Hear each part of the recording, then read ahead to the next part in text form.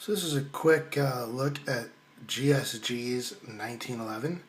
Mine is the GSG 1911CA for California model because I live here in California. Mine came with these nifty little target grips. They let you get your hand way down there, and they require an extended magazine base. The issue with that is I could not find these extended magazine bases anywhere. I contacted ATI via email, asked them to send me some. They were kind enough for free to send me these magazine bases, which work with standard grips, but not with extended magwells and not with the extended grips. So for my spare magazines, the grips it came with just weren't going to work, at least not until I get some more of these. Plus, I'm kind of a tactical guy. I like, the look of the tactical grips. I do like extended magazine wells, so still going to keep trying to get a hold of these. But for now, the standard magazine base is going to work. For a 22 caliber 1911, this GSG's got a lot of features. It's got a lot of the upgrades that we add as tactical type guys to our 1911s. When we start taking it from the government model and trying to get to the cooler, Ed Brown's, Wilson Combats, Kimber even tricks them out, as does Springfield and the others. Comes with a ambidextrous safety. Those have their pluses and minuses. They're great for actually working it, but in general they tend to break a little bit easier than the non-ambidextrous ones. It's got, I'm not sure whether that's an extended, but it certainly feels like it's oversized magazine release. It's got a really nice slide stop as well. You're going to have to take my word for it because I didn't pull the slide back, but this is empty. It's not loaded. You're supposed to treat it like it's loaded, so I'm not pulling the trigger or pointing at anything I'm not willing to destroy. And I'm not muzzling anybody, but it is unloaded. The slide is made out of a lighter alloy material. It's not steel, and that's on purpose. If it were made out of steel, it'd be really heavy, and the 22 caliber wouldn't be powerful enough to cause the slide to come all the way back and fully cycle the next round. So it's made out of a lighter alloy. A lot of the reviews I've read have said that as a result of that alloy rather than steel, the finish wears off very quickly, especially if you're putting it into a magazine, putting it into a holster. I haven't even fired this thing yet, which I'll hope to do shortly and report back, and maybe even record that shooting session so you can take a look at how well it performs and whether we get any malfunctions. I have a feeling if we get any malfunctions, it'll probably be the shooter. It usually is. It's usually not the gun. But we'll let you know what we find out. Other features I like, kind of a cool looking trigger. It is adjustable. You can see into there. I don't know whether the camera can make it out. I go real slowly there. There's the ability, if you look in that bottom hole, you can see the Allen bolt there. There's the ability to adjust it. As far as upgrades, I've really only done one upgrade. I haven't changed out this GI style curved mainspring housing because when I do that, I want to do one with drawing a blank on the word for it. Sorry about that. I want to do that with an extended magwell. What I have done is I upgraded the grips. These are from Strike Industries. They call this their gloss version. It doesn't seem very glossy to me, but I'm sure it's glossier than their matte finish ones. These are the dimpled golf ball style grips. I like them because they've got this notch here for the to reach for your thumb notch to reach the magazine release button, and the dimpled surface offers a nice grip, a nice spot on purchase, without being uncomfortable. Some of the G10 grips, and I'll demonstrate those when I show you my SIG 1911, my .45 caliber 1911. The grips on those look gorgeous, but they're uncomfortable.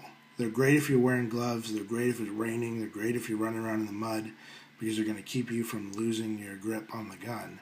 But during everyday shooting, they scratch into your hands. I mean, we're not talking sandpaper. We're talking way worse than sandpaper scratching into your hands. So they look really pretty, but I'm still undecided whether I'm going to be keeping them. Another addition that we've made here is, try to get in close, changed out the screws. Hopefully the phone's zooming in on that screw. I went to this Torx screw. I did that mainly for looks, but also because in getting the flathead screws off of this thing, you inevitably damage them. You inevitably scratch the surface of the screw, so now you got this shiny steel looking, and it just, granted, the looks aren't everything. They don't really, they don't affect the functionality of the gun. But, you want something brand new, things never even been fired. You want it to look brand new. The issue that I ran into in changing out the Torx screws is that the screws that the gun comes with are a little thinner, a little narrower, and so I needed to swap out the bushings. And a bushing is a little piece of metal that screws into the frame, and then the grip screws into it. And maybe a little bit later in another video, I'll do a demonstration on how to change out your grips, and I'll show you how to change out your bushings while you're doing that. If you want to plan on keeping your screws that the gun came with and keeping the bushings that the gun came with, that's no problem. The position of the, where the holes are, and where, in relationship to a standard government size 1911 grip, they're going to slip on there perfectly. It uses standard government 1911 size grips, so there's no problem, provided you want to keep those screws. The only reason you need to switch out the bushings if you wanted to upgrade your screws. You'll notice another kind of quirk to this. I'll flip it around, maybe make it easier to see. The grip safety. Normally grip safeties have a little bit of a bump there that make it so when you're gripping it, there's no question it's going to be depressed in, and you'll be able to pull the trigger no problem. You really have to get a good, strong, I don't know if you could grip it so you're shaking, but you really need to get in there nice and tight, nice and high up on there, really grab it right in order to activate that safety and be able to use the trigger. Another quick note, California models at least come with a magazine disconnect. All that is this little bar and this little spring are inside this magazine mainspring housing. So you remove the mainspring housing and you take those out, you put it back in, and now it will fire with the magazine, where the trigger will pull and it will fire with the magazine removed. The advantage to that, of course, with the 22, you're not going to intentionally be in a gunfight with your 22. But the reason why you don't want a magazine disconnect on your guns is so if you're in a firefight, you have the ability to use the last round that's still in the chamber while you're topping off your magazine. If a guy pops out from around the corner that you weren't expecting, because the guy you just shot had buddies, you're still going to have at least one round as an emergency backup to cover you. You don't intentionally shoot your guns dry if you don't have to. So it's just sort of a shooting dogma thing, a self-defense dogma, that you want the ability to be able to fire with the magazine removed. California sees it as a safety thing. They're trying to prevent accidental shootings.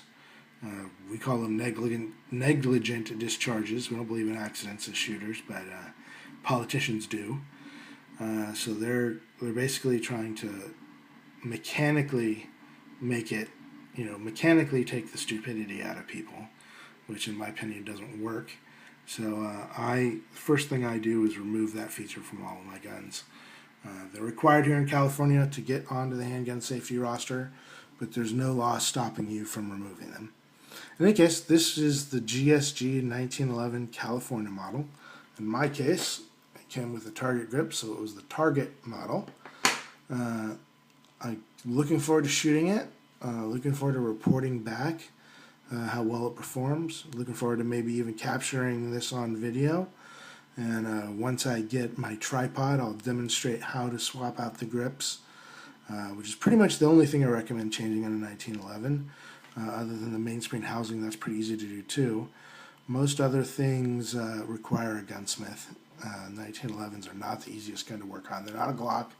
Not everything's going to be drop-in fit, even when it says it's drop-in. But so far, for a gun I haven't fired, I'm gonna put safety on. For a gun I haven't fired, I'm pretty impressed with it. I like it.